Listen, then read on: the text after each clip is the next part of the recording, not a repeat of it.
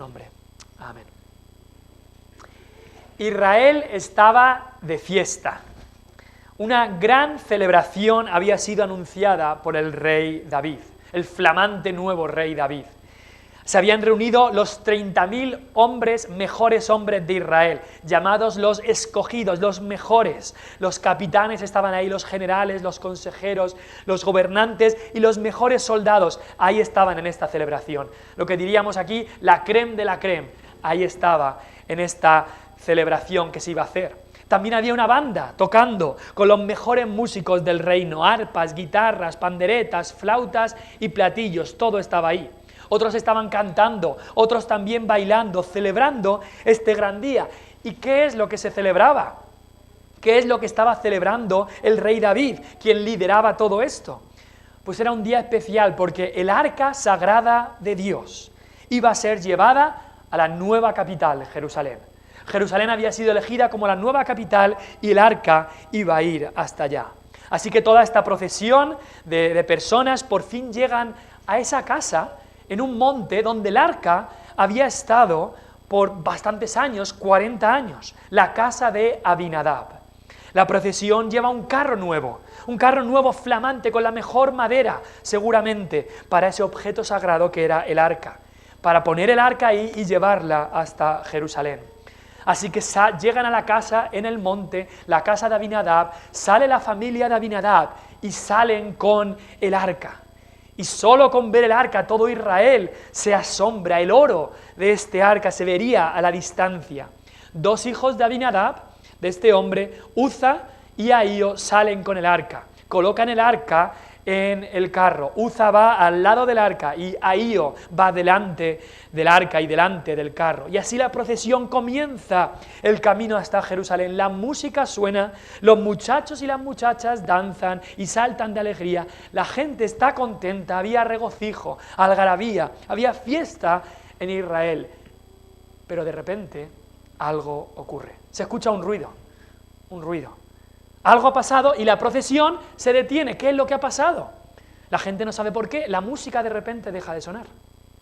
La gente deja de bailar. Todos se acercan y se asoman a ver qué es lo que ha pasado. Y allí, al lado del arca, está el cuerpo de Uza, tirado en el suelo, fulminado, muerto. El cuerpo de Uza. Y la gente diría, ¿qué es lo que ha pasado? ¿Qué es lo que ha pasado? Y alguien diría, es que ha tocado el arca. Ha tocado el arca. Y dirían, ¿y Dios lo ha matado por eso?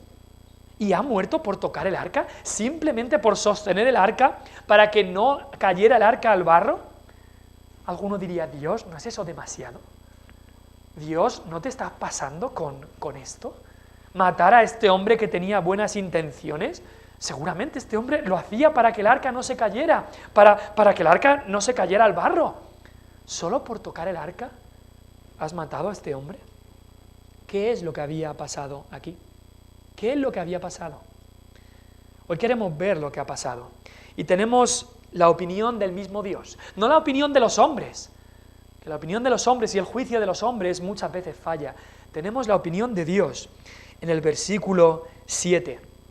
El escritor de 2 de Samuel, inspirado por el Espíritu Santo, nos dice ahí, el furor de Jehová se encendió contra Uza y lo hirió allí Dios, y no dice por tocar el arca, dice por aquella temeridad. Aquella temeridad. ¿Qué es una temeridad? Es una gran imprudencia, algo muy peligroso. Tocar el arca para que no se cayera había sido una gran temeridad. Hacer esto que habían hecho había sido una temeridad. Y hoy vamos a ver algo muy importante, y es que Dios prefiere la obediencia a las buenas intenciones. Dios prefiere la obediencia a su palabra a las buenas intenciones del corazón. Una frase muy importante, Dios prefiere la obediencia a las buenas intenciones. Aún con buenas intenciones, buscarle a Dios a nuestra manera es una temeridad. Es una temeridad. Por el contrario, buscar a Dios a la manera de Dios, obedeciendo a su palabra, es la forma de temerle y de vivir de la manera adecuada, vivir de una manera temerosa de Dios. El título de la predicación en el día de hoy va a ser de temerario a temeroso. De una actitud temeraria a una actitud temerosa. No es lo mismo temerario que temeroso. No es lo mismo. De temerario a temeroso, ¿qué diferencia hay entre una cosa y otra? Temerario es tener una actitud despreocupada en cuanto a Dios, chulesca, peligrosa e imprudente. Eso es temerario. Temeroso de Dios es una actitud reverente, obediente y sabia. ¿No lo dice así el libro de Proverbios? El principio de la sabiduría es el temor de Jehová. Ahora, antes de entrar a todo esto, tenemos que ver un poco qué era el arca de Dios, qué era el arca de la que se estaba trasladando en este momento. Este arca del pacto era el cofre sagrado del tabernáculo y después del templo. Estaba hecho de madera de acacia, la mejor madera que tenían, madera cara, y recubierta por dentro y por fuera de oro puro. No era muy grande, tendría 1 metro con 1 de longitud y 67 centímetros más o menos de anchura y de altura. Tenía una corona de oro o una cornisa de oro a su alrededor. A cada lado tenía unas anillas de oro, donde se insertaban las barras con las que debía transportarse. Su cubierta, sobre la que había, o la tapa de este cofre, sobre la que había 2 querubines totalmente de oro, esa cubierta, esa tapa, recibía el nombre de propiciatorio. Este arca simbolizaba la presencia de Dios. Y en el tabernáculo este arca se ponía en el lugar santísimo. Este arca solo podía verse por el sumo sacerdote y una vez al año y a la manera de Dios. Nadie más podía ver este arca. Estaba el tabernáculo, había un atrio en el tabernáculo, que solo los sacerdotes podían entrar en el atrio para hacer los sacrificios. Después estaba el lugar santo, que solo algunos sacerdotes podrían entrar ahí a hacer las cosas que tenían que hacer con el altar de incienso, la mesa de los panes de proposición y demás. Y luego estaba el lugar santísimo. Era un lugar totalmente santo, sagrado, donde Dios hablaba. Dios hablaba a través de este arca.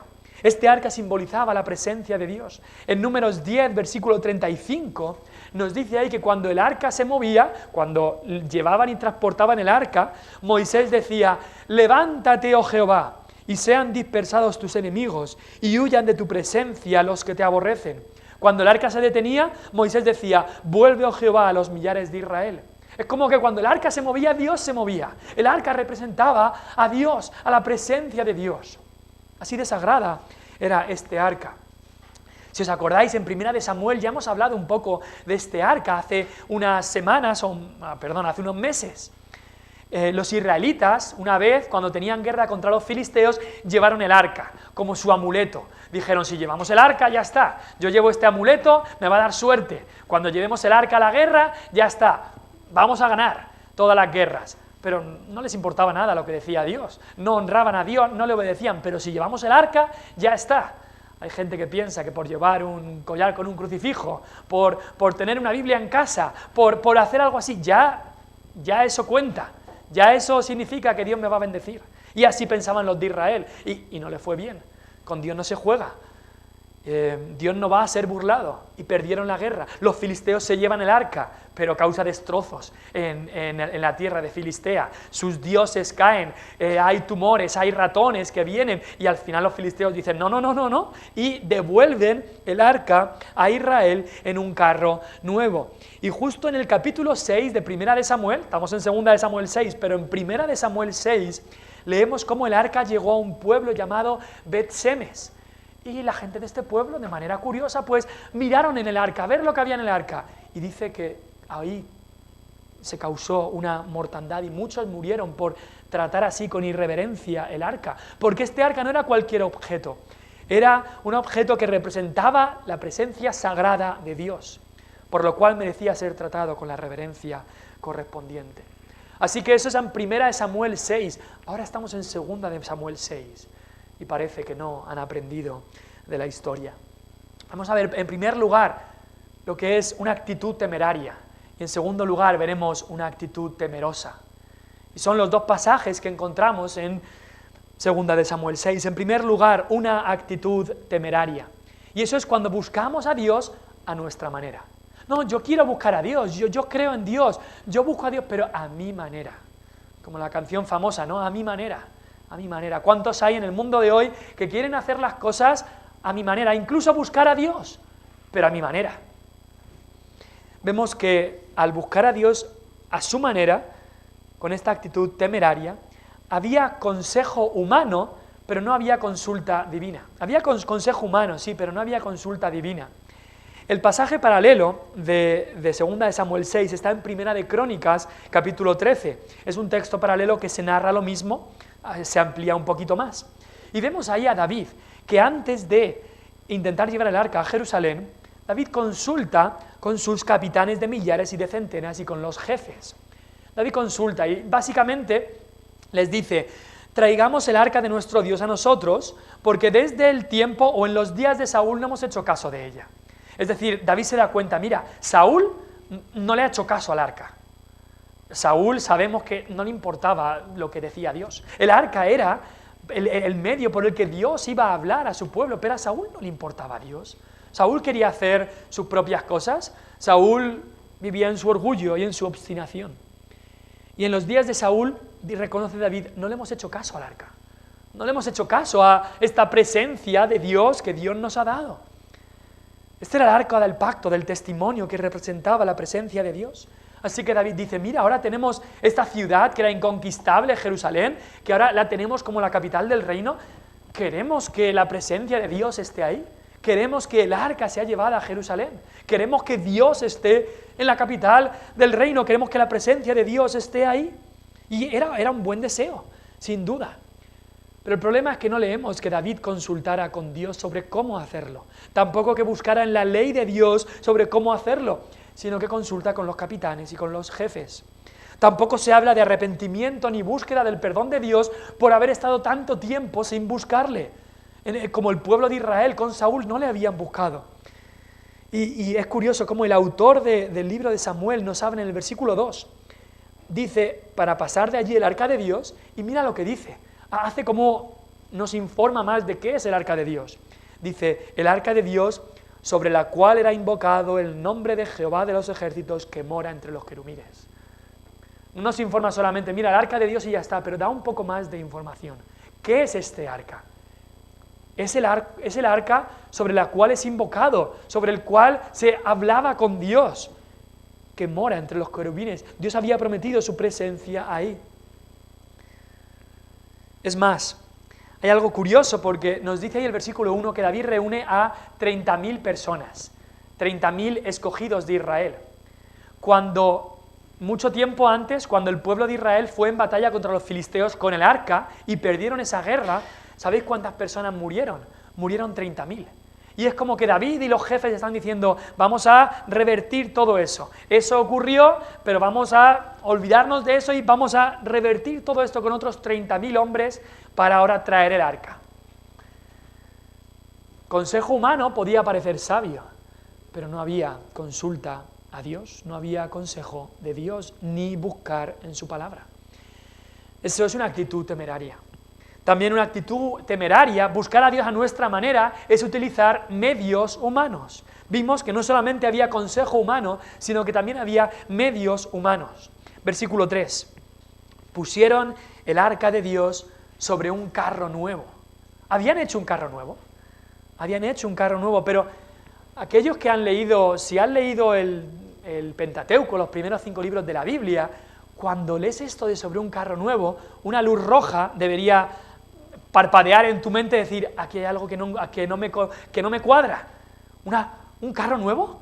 El arca no se debería llevar sobre un carro nuevo. ¿Cómo que un carro nuevo? Y esa luz roja debería estar pensando en tu mente. Espera, ¿no habían sido los filisteos? Los que no eran pueblo de Israel, los que no conocían a Dios, ¿no habían sido los filisteos los que habían puesto el arca en un carro nuevo para devolverla?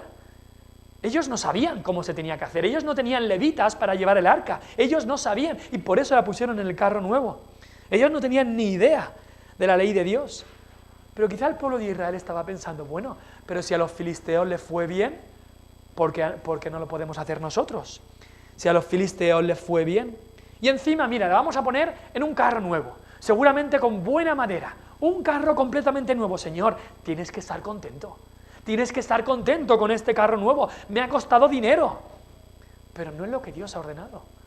Dios ha ordenado cómo debemos acercarnos a Él. ¿Cómo debemos acercarnos a Él? Es curioso también, los dos hombres, en el versículo 3, los dos hombres que iban ahí, los hijos de Abinadab, Uza y Ahío. Tenemos que recordar, cuando el arca llegó otra vez al pueblo de Israel, en primera de Samuel, después que la devolvieron los filisteos, llegó a este pueblo de Bet-Semes, fueron irreverentes, Dios los juzgó, y al final llevaron el arca a la casa de este hombre Abinadab, y estuvo ahí por bastantes años, bastantes décadas. Y nos dice ahí, la verdad es que al llegar el arca a esa casa, seguramente el hombre tembló. Este arca que ha causado estragos en los filisteos, que ha muerto ahora tanta gente, y me la traen a mi casa. Y se nos dice que santificaron a su hijo, llamado Eleazar, el hijo de este hombre Abinadab, para que guardase el arca. Y leemos que Dios bendijo, no hubo mortandad ahí, Dios bendijo y el arca estuvo todo este tiempo en la casa de Abinadab. El nombre Eleazar, y los nombres muchas veces, no siempre, pero muchas veces en la Biblia nos dan algo de información. El nombre Eleazar significa Dios ha ayudado. Dios ha ayudado, Dios ayudó a esta casa con la presencia del arca ahí. Pero es curioso que aquí Eleazar ya no está, no aparece. Aparecen sus dos hermanos Uza y Ahío. El nombre Uza quiere decir fuerza. El nombre Ahío quiere decir fraternidad. Fraternidad. Y la verdad es que en este caso los nombres nos hablan un poco de lo que estaba ocurriendo y cómo estaba buscando a Israel, cómo estaba buscando Israel a Dios. Tenían a Uza, tenían la fuerza, querían hacer todo esto en sus propias fuerzas, tenían ahí también los capitanes del ejército, etc. Tenían a Ahío, Ahío significa fraternidad, ahora todo Israel estaba unido, tenían la fuerza y la fraternidad, pero no tenían la ayuda de Dios, porque estaban desobedeciendo su palabra. Y el versículo 4 es curioso también, porque nos dice cómo guiaban el carro nuevo, y luego el versículo 4 es como que nos repite otra vez lo mismo, y parece que el autor está dejándonos ver que esto no era como Dios lo había ordenado. Dios había puesto unos medios para acercarse a Él, unos medios para trasladar el arca, y no lo estaban haciendo así. E incluso ni nos dice a dónde van, solo nos deja entrever que no iban a llegar muy lejos. Incluso nos dice el versículo 5 que había danza, había alegría y había... Pero ¿sabes qué? Y eso es importante también en una iglesia.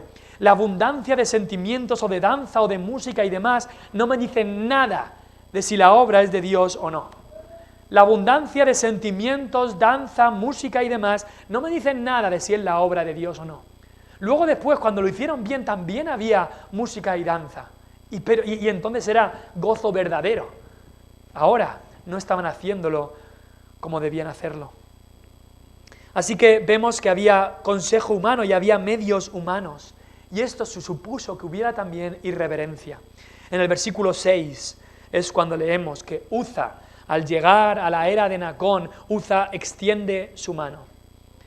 Es curioso, ahí todos estaban viendo el arca de Dios. Dios había dicho que el arca siempre tenía que estar cubierta por una piel de tejón. Siempre tenía que estar cubierta. Y Uza, todo el mundo estaba viendo el arca, y Uza extiende su mano para ayudarle a Dios, para ayudar a que el arca no se caiga, para ayudarle a Dios. Me recuerda esto también a otro rey con un nombre parecido, un rey que se llamaba Uzías, un rey que aunque empezó bien, este rey también pecó en esta irreverencia, en esta temeridad. El rey Uzías nos dice que cuando ya era fuerte, el orgullo se le subió a la cabeza y se enalteció para su ruina, nos dice. Y este rey llamado Uzías entró una vez al templo y fue a ofrecer incienso. Yo soy rey, yo soy el popular, yo soy el que tiene el poder, yo puedo hacer lo que quiera. Y Dios lo castigó a este rey Uzías con lepra. Y Uza, que leemos aquí, también fue castigado incluso con la muerte, por extender su mano al arca de Dios, porque esto era una temeridad, esto era irreverencia. Y por eso hubo castigo y disciplina. Al haber irreverencia hubo también castigo y disciplina divina. Nos dice el versículo 7 que el furor de Jehová se encendió. El furor de Jehová se encendió. Son palabras fuertes. Nos hacen ver que, aunque nuestro Dios es amor, nos dice la palabra de Dios, nuestro Dios también es fuego consumidor. Nuestro Dios es amor, sí, pero también es fuego consumidor. Las dos cosas. No quites una y pon la otra, no pongas una y quites la otra. Las dos cosas. Y nuestro Dios aquí, vemos cómo dice, se enciende su furor. Y Uza cae muerto y todo se para ahí. Y eso hace que la obra no pueda acabarse. Y es que, ¿sabes qué? Cuando la obra de Dios se hace a nuestra manera, con los métodos humanos, no va a llegar a buen puerto. No va a llegar a buen puerto. Quizá vemos, sí, a corto plazo sí. Y a corto plazo parecía que esto era un triunfo, un éxito, todo lo que estaban haciendo, había algarabía y fiesta y tal. Pero al final no llegó a buen puerto. Al final hubo castigo, disciplina divina. Y vemos que también hubo entonces tristeza y enfado. Versículo 8 nos dice, se entristeció David. Se entristeció David. Y sabes que no obedecer la ley de Dios, no obedecer a Dios, como Él nos ha dicho en su palabra, va a traer siempre dolor, tristeza, sufrimiento, enfado y enojo. Va a traer eso. Versículo 8 dice que David se entristeció. Pero David en principio tampoco se estaba dando cuenta de su error. No se estaba dando cuenta de la temeridad de la cual él era el responsable, el principal responsable. ¿Por qué? Porque nos dice, se entristeció, ¿por qué causa? No nos dice se entristeció porque Uza hubiera tocado el arca. No nos dice se entristeció por no haber buscado a Dios como Dios mandaba. Dice se entristeció porque Dios había herido a Uza. Se entristeció con Dios. Dios, ¿por qué estás haciendo esto? Se entristeció con Dios. Se enfada por lo que Dios había hecho. Y llaman a aquel lugar Pérez Uza. Pérez significa quebrantar. El sitio en el que Uza había sido quebrantado. Pero si nos recordamos lo que significaba Uza, el lugar en el que la fuerza del hombre había sido quebrantada. El lugar en el que la fuerza del hombre había sido quebrantada. Porque tenemos que darnos cuenta que nosotros en nuestras fuerzas no podemos acercarnos a Dios. En nuestras fuerzas no podemos buscar a Dios. En nuestros métodos, en nuestro consejo, en nuestra sabiduría, debe ser a la manera de Dios y con el poder de Dios. Así es como debe ser. Y este episodio le enseñó algo muy importante a David. David hemos visto que es un hombre conforme al corazón de Dios, pero aún tenía mucho que aprender. ¿Y qué es lo tan importante que le enseñó a David este episodio? Le enseñó el temor de Dios. El temor de Dios. David fue cambiado de ser temerario a temeroso. Porque David fue el principal temerario en esta ocasión. David era tan culpable o más culpable que el mismo Uza, porque él fue el responsable de todo esto. David tenía mucho que aprender aún. Y en el versículo 9 hay unas palabras muy importantes que dice, y temiendo David a Jehová aquel día. Creo que es la primera vez que nos dice que David temió a Jehová. Y es que el temor de Jehová es una característica muy importante en la vida de cada cristiano. El temor del Señor. David se dio cuenta que Dios es mucho más grande de lo que David pensaba. Que Dios es mucho más santo de lo que David pensaba. Que en Dios, como mucho tiempo atrás dijo Eliú en el libro de Job, que en Dios hay una majestad terrible. Que en Dios hay una majestad terrible. Sí, sí. O como dijo Génesis 28, 17, como dijo Jacob ahí, cuando tuvo un sueño y vio esa escalera que subía hasta el cielo, Jacob mismo tuvo miedo y dijo, cuán terrible es este lugar. No es otra cosa que casa de Dios y puerta del cielo. Es curioso, reconoce que es la casa de Dios y puerta del cielo y dice, cuán terrible es este lugar. Cuán terrible es este lugar.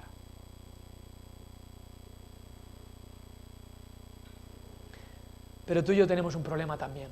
No es solamente David o Uza que lo tenían. Tú y yo también hemos tocado el arca. Tú y yo también hemos tocado el arca. Hemos tratado a Dios de manera irreverente en muchas ocasiones.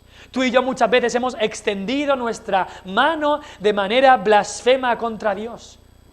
Tú y yo hemos venido delante de Dios muchas veces con una actitud temeraria, irreverente, pensando que Dios, mira, Dios ya tiene que estar contento conmigo porque hoy he venido aquí, con eso le sobra. Tú y yo hemos tocado el arca cuando pensamos que no hace falta tanta Biblia, con las buenas intenciones está bien, son suficientes. Tú y yo hemos tocado el arca cuando venimos quizá aquí a cantarle a Dios todo lo que cantamos aquí y ni lo creemos, ni lo vivimos, ni lo recibimos. Le cantamos mentiras a Dios, eso es tocar el arca también.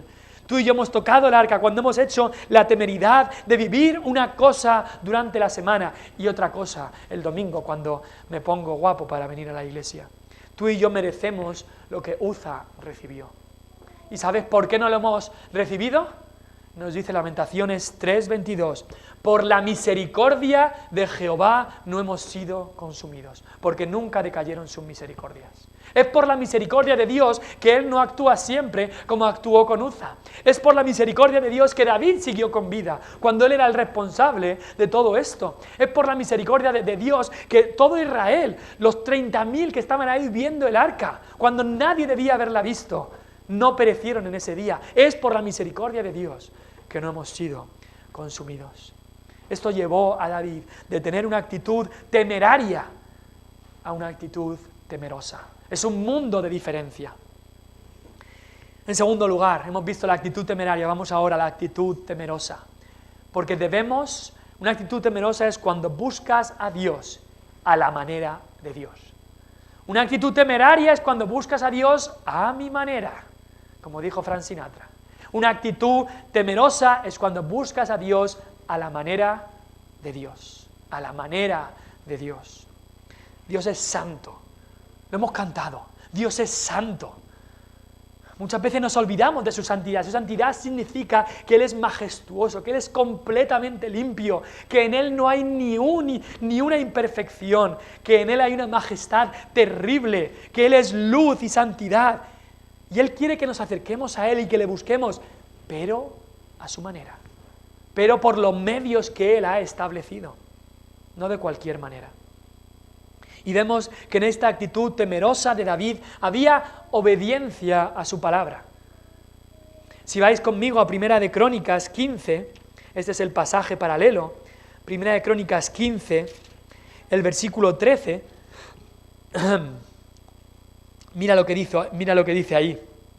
Dice, pues por no haberlo hecho así vosotros la primera vez, Jehová nuestro Dios nos quebrantó. Esa es la palabra Pérez Uza, quebrantó a Uza, nos quebrantó a todos nosotros, por cuanto no le buscamos según su ordenanza. Métete esas palabras en la cabeza, no le buscaron según su ordenanza y Dios juzgó eso. Es que hay que buscar a Dios según la ordenanza de Dios. Esta es la ordenanza de Dios, buscar a Dios según lo que Dios ha establecido. No le buscaron según su ordenanza. Porque Dios ya había dicho cómo se tenía que trasladar el arca. Dios ya lo había establecido en su ley. Estaba clarísimo en el Pentateuco, en la ley de Dios. En Números capítulo 7, versículo 9, dice ahí, los hijos de Coat. Esto era una familia de los levitas. Pues estos hijos de Coat llevarán sobre sí en los hombros el servicio del santuario. Este arca se tenía que llevar en los hombros. El arca, hemos dicho, tenía unas anillas. Y por las anillas se metía una vara. Y entonces tenía que ser llevada en el hombro. Así es como tenía que ser llevada el arca. Y no solo eso, en Números había más claras instrucciones de cómo transportar el arca. Tenía que ser cubierta, para que nadie viera este arca, para simbolizar la santidad tremenda de Dios. Como dice el Nuevo Testamento, a Dios nadie le vio jamás. Así de santo es Dios. No podemos venir a Él de una manera temeraria, despreocupada, frívola, como si esto fuera cualquier cosa. No, Dios es santo. Y en Números 4:6 nos dice eso, pondrán sobre el arca la cubierta de pieles de tejones, extenderán encima un paño todo de azul y le pondrán sus varas. Así es como tenía que ser transportada. Además, Dios les avisó que nadie debía tocarla. Números 4:15, vendrán después de ello los hijos de Coat para llevarlo, pero no tocarán cosa santa, no sea que mueran. Esto ya estaba avisado, esto ya estaba reglamentado, Dios ya había dicho su voluntad. Y qué gran error cuando Dios nos da su voluntad y tú dices, pues mis intenciones son buenas, yo tengo otra manera, yo lo hago a mi manera, son buenas intenciones. Pero Dios ya nos ha dado sus intenciones, Dios ya nos ha dado su voluntad en la palabra de Dios. Hubo obediencia a su palabra. David se dio cuenta de eso y lo hicieron como debían hacerlo. En el capítulo 6, versículo 13 de 2 de Samuel dice, cuando los que llevaban el arca, eso ya nos dice el cambio que había habido aquí. Ahora ya no la llevaban en un carro nuevo, ahora dice ahí, 2 Samuel 6:13, cuando los que llevaban el arca de Dios habían andado 6 pasos. David se dio cuenta que el arca debía de ser llevada como Dios mandaba. No solamente hubo obediencia a su palabra, sino los medios divinamente ordenados. Y volvamos ahí a 1 Crónicas 15:13, porque mira lo que les dice el versículo 12, 1 Crónicas 15:12. David habla con los levitas, con los de Coat, y le dice, vosotros, 1 Crónicas 15:12, vosotros que sois los principales padres de las familias de los levitas, santificaos, vosotros y vuestros hermanos, y pasad el arca de Jehová Dios de Israel al lugar que le he preparado. Pues por no haberlo hecho así vosotros la primera vez, Jehová nuestro Dios nos quebrantó, por cuanto no le buscamos según su ordenanza. Así los sacerdotes y los levitas se santificaron para traer el arca de Jehová Dios de Israel. Y los hijos de los levitas trajeron el arca de Dios puesta sobre sus hombros en las barras, como lo había mandado Moisés, conforme a la palabra de Jehová. Quizá también la culpa no había sido solamente de David, la temeridad no había sido solamente de David, sino también de los levitas que no se habían preparado, no estaban preparados para llevar el arca, no se habían santificado para esto. Los medios que Dios había puesto eran a través de los levitas, a través de los sacerdotes, pero se habían dejado antes, pero ahora utilizan los medios que Dios ha dado para hacer la obra de Dios. Ahora, hubo obediencia, hubo medios divinamente ordenados, pero también hubo, en esta actitud temerosa de Dios, hubo una búsqueda del perdón a través de la sangre derramada. Mira el versículo 13. Y cuando los que llevaban el arca de Dios habían andado 6 pasos, él, David, sacrificó un buey y un carnero engordado. Acababan de salir 6 pasos. 6 pasos es de aquí a la mitad de la iglesia. Nada más habían dado 6 pasos con el arca, con las barras llevándolo, que David dijo, parad ahí, vamos a hacer un sacrificio. Vamos a hacer el sacrificio. Necesitamos pedirle perdón al Señor por nuestro pecado. Para eso eran los sacrificios. Era para implorar el favor de Dios.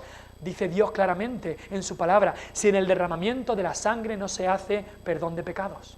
Siempre ha sido así. Estos sacrificios apuntaban, por supuesto, hacia Cristo. Si en el derramamiento de sangre no se hace remisión de pecados. Y David sabía eso. Así que David hace este sacrificio, recordándonos a nosotros que el sacrificio de Cristo debe ser central en todo lo que hagamos. La manera de buscar a Dios es a través del sacrificio de Cristo, no a través de otra cosa, no a través de mis obras, ni a través de la religión, ni a través de mis buenas intenciones, es a través de la sangre derramada de Cristo Jesús. Y no solamente lo vemos ahí en el versículo 13, cuando habían andado 6 pasos solamente, sino al final, o sea, al principio y al final.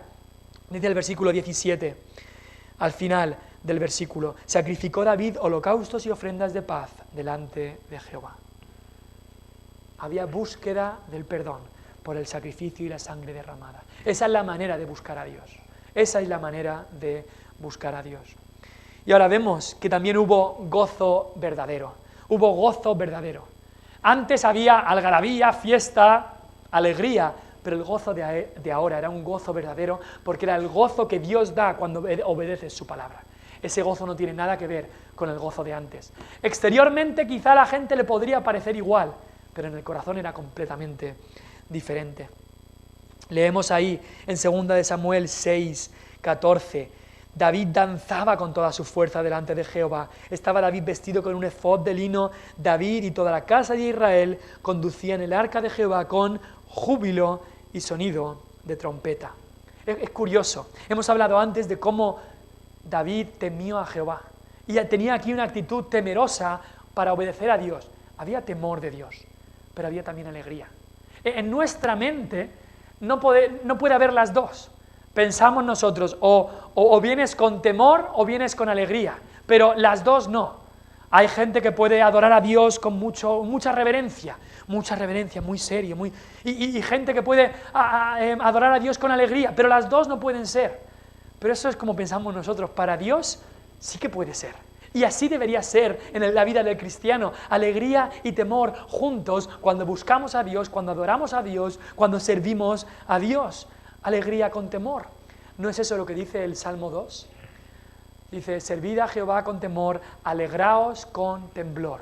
¿Cómo que alegraos con temblor? ¿O me alegro o tiemblo? Venimos al Señor y le adoramos y nos alegramos con temblor. Tenemos una reverencia total por Dios, pero también nos alegramos, hay un gozo reverente,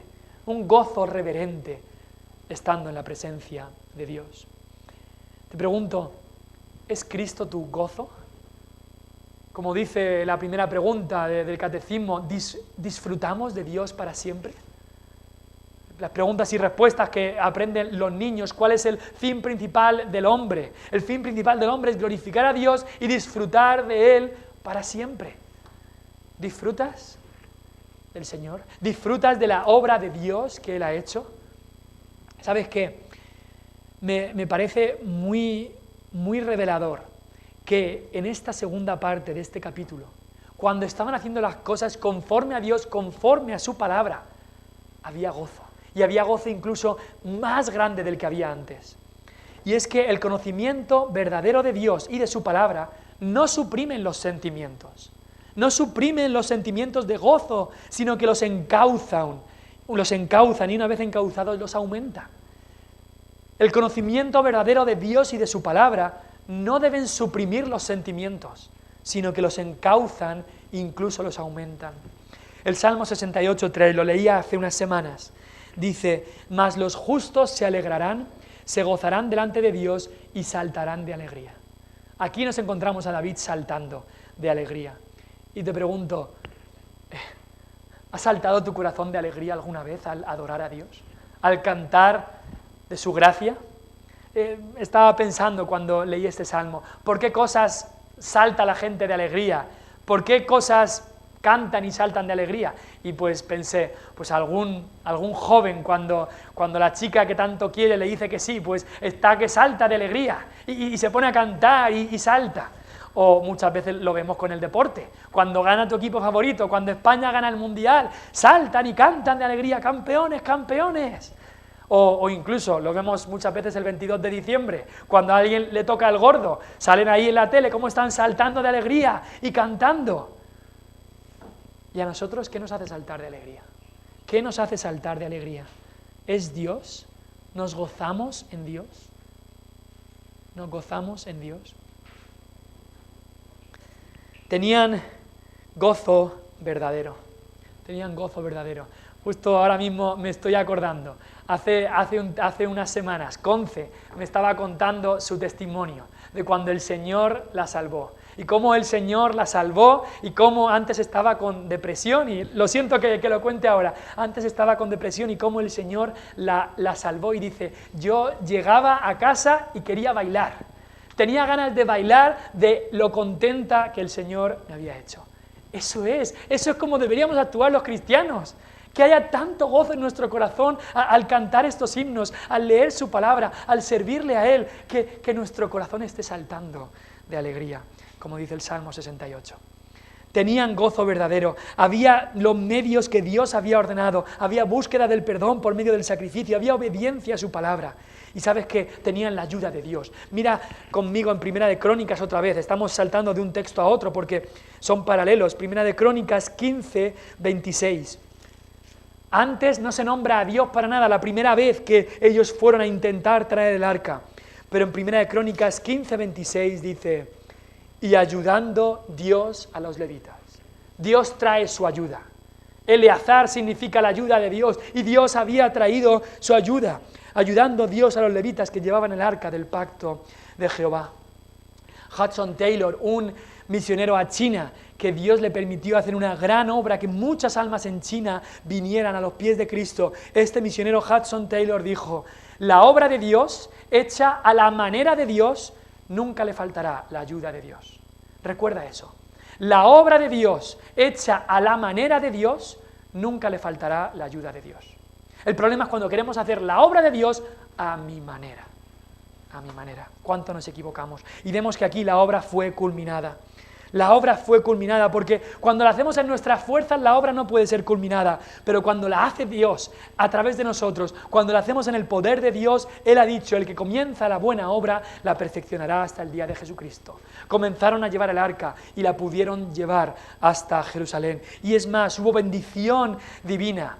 Dios bendijo al pueblo a través de David. David comenzó a bendecir al pueblo, incluso repartió comida al pueblo, hubo generosidad, comer todos juntos, como Dios mediante haremos después, es algo precioso, lo era para el pueblo de Israel y lo es para el pueblo de Dios. Pero en toda esta alegría y gozo hubo también oposición. Hemos leído al final de la mujer de David, cómo lo vio allí a David regocijándose y lo menospreció en su corazón. Muchas veces nos daremos cuenta de eso. Cuando hacemos la obra de Dios a la manera de Dios, Dios obra, tenemos la ayuda de Dios, pero también Satanás se opone. También habrá oposición. Y cuando David llega a casa, su mujer se ríe de él y le dice de manera sarcástica: mira cuán honrado, mira qué bien has quedado, delante de todos los siervos te has comportado como un siervo más. Como un siervo más. Porque David se había quitado sus ropas reales quizá de púrpura o tal, y se había vestido de un efod de lino, algo cómodo para parecer uno más y adorar a Dios. David se había bajado del caballo real, o de la mula real, y había entrado a Jerusalén andando y saltando como un muchacho más. Y es que Mical no había entendido cuál era el rey que había entrado a Jerusalén. Mical no se había dado cuenta que en esta procesión que venían todos entrando a Jerusalén, Mical no se había dado cuenta quién era el rey que había entrado. No era David. David lo tenía claro, el rey que había entrado a Jerusalén era Dios. Era Dios. Ven conmigo al Salmo 24. Muchos piensan que esto es lo que estaba cantando la gente cuando estaban entrando en Jerusalén. Mira el Salmo 24, versículo 7. Alzad puertas vuestras cabezas y alzaos vosotras puertas eternas, y entrará el Rey de Gloria. ¿Quién es este Rey de Gloria? ¿Es David? No, no es David. David no es el Rey de Gloria. Jehová el fuerte y valiente, Jehová el poderoso en batalla. Alzad puertas vuestras cabezas y alzaos vosotras puertas eternas, y entrará el Rey de Gloria. ¿Quién es este Rey de Gloria? Jehová de los ejércitos, Él es el Rey de la Gloria. David lo tenía claro. Yo no soy el rey que está entrando a la ciudad de manera triunfal. Es Cristo, es el Mesías que vendrá, es la presencia de Dios que está entrando. Es Dios el rey que está entrando, representado en el arca. Eso es lo que no había entendido Mical. Mical quería que su marido, como el rey, entrara, llevándose toda la gloria para él y lo que le tocaba a ella. Pero David era un hombre conforme al corazón de Dios. David no le iba a quitar la gloria que le pertenece solamente a Dios. Y es curioso que justo después de este evento es cuando después, en el capítulo siguiente, Dios mediante la semana que viene, Dios hace un pacto con David. Porque Dios tenía que moldear a David, enseñarle algo tan importante de su santidad para después hacer este pacto con él. Ahora hemos aprendido hoy sobre buscar a Dios de una manera temeraria y buscarle a Dios de una manera temerosa. Dios quiere que vengamos a Él. Sí, Dios quiere que vengas a Él. Cristo lo dijo: venid a mí todos los que estáis trabajados y cargados, y yo os haré descansar. Dios quiere que tú vengas a Él, pero que vengas a su manera, pero con reverencia. ¿Os acordáis de Moisés en la zarza? Moisés vio una zarza ardiendo, y la zarza ardiendo representaba la presencia del Señor. Y Moisés se acerca a ver lo que pasaba ahí, y Dios le dice: Moisés, Moisés, detente. No le dice: vete fuera de aquí, no quiero tenerte cerca. No, dice: detente, quítate el calzado de tus pies, porque el lugar en el que pisas es santo. Dios quiere que vengamos a Él, sí, pero a su manera, a su manera, con reverencia. Y Dios ha establecido cuál es la manera de buscarle. Y en el arca, que nos habla de la santidad de Dios, sabéis que la tapa hemos dicho que se llamaba el propiciatorio. El propiciatorio. Y el Nuevo Testamento nos dice que Cristo es la propiciación por nuestros pecados. El arca nos habla de la santidad, pero la tapa nos habla del perdón de Dios. La manera de acercarnos a Dios, la manera de ir al cielo, no es a nuestra manera, es a la manera de Dios. Y la manera de Dios es Cristo Jesús. Cristo Jesús. Cristo Jesús en realidad es lo que es representado en este arca. En Cristo Jesús vemos la santidad de Dios. Por eso Él tuvo que morir por nuestro pecado, porque Él es santo. Porque Dios es santo. Y Dios no iba a tenernos a nosotros ahí con Él, sin ser perdonado de nuestros pecados. Y esa es la pregunta, ya para acabar, la pregunta que se hace David en el versículo 9. ¿Cómo ha de venir a mí el arca de Dios? Y espero que tú te hagas también una pregunta parecida. La pregunta ahí es, ¿cómo va a venir Dios a mí? ¿O cómo puedo ir yo a Dios? Esa es la pregunta que se estaba haciendo David. ¿Cómo va a ser que la presencia de Dios venga a mí? En 1 Samuel 6 habían dicho lo mismo. ¿Cómo podemos estar nosotros delante de la presencia de Dios? ¿Cómo puede ser? Y es una pregunta importante que tienes que hacerte. Porque de manera normal es imposible. Nosotros somos pecadores, somos indignos, somos sucios. No podemos estar delante de la presencia de Dios. Dios ha dicho, yo no estaré cerca del pecado. Y nosotros somos pecadores. Y es la pregunta que tenemos que hacernos. Dios es demasiado santo como para habitar con pecadores. Pero en el arca está la respuesta. En Cristo está la respuesta. Sí, Dios es santo. Sí, Dios no puede ver el pecado. Sí, Dios juzgará el pecado. Pero Cristo es el perdón de nuestros pecados. Cristo sufrió lo que nosotros merecíamos por nuestro pecado. Dios es santo, nosotros pecadores, nosotros merecíamos la justicia de Dios que cayera sobre nosotros, pero Cristo la llevó. Cristo se puso en medio, Cristo la sufrió, para que nosotros podamos acercarnos a Dios a la manera de Dios, buscarle a su manera, no con temeridad. Creer que tú puedes, creer que es a tu manera, eso es con temeridad y traerá el juicio de Dios, pero con temor, temerosos de Dios, recibiendo a Cristo, reconociendo nuestro pecado, reconociendo que sin Él no somos nada y recibiéndole por la fe en su sacrificio. Vamos a orar.